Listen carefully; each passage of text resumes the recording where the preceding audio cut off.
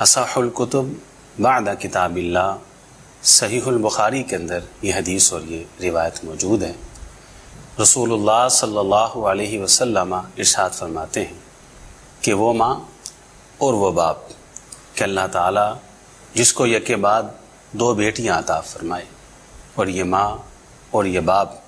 ان دونوں بیٹیوں کی پیدائش پر اللہ کے فیصلے پر راضی اور خوش ہیں، ان دونوں بیٹیوں کے کھانے کا انتظام کرتے ہیں، ان کے لباس کا بندوبست کرتے ہیں، ان کی رہائش کا اہتمام کرتے ہیں اور ان کی تعلیم اور تربیت کا بندوبست کرتے ہیں۔ جب یہ دونوں بیٹیاں سن بلوغت کو پہنچتی ہیں، جوانی کی عمر کو پہنچتی ہیں، تو کسی نیک متقی انسان کے ساتھ ان کا نکاح کر دیتے ہیں۔ کہا یہ ماں اور یہ باپ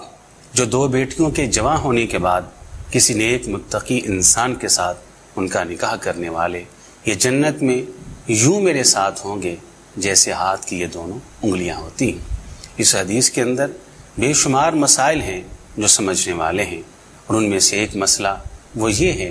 کہ ماں باپ اور والدین کی یہ ذمہ داری ہے کہ جیسے ہی ان کی بیٹی ان کے گھر کے اندر آئے تو پہلے اس کی اچھی تربیت کریں، اور دوسری ذمہ داری یہ ہے کہ جیسے ہی وہ بلوغت اور نکاح کی عمر کو پہنچے تو نکاح کے لیے کسی نیک اور متقی انسان اور ایسا رشتہ وہ تلاش کرے۔ تو اللہ تعالیٰ سے دعا ہے کہ اللہ تعالیٰ اس کہنے والے کو بھی اور سب سننے والوں کو سمجھ کے عمل کی توفیق عطا فرمائے۔ وآخر دعوانا ان الحمد للہ رب العالمین۔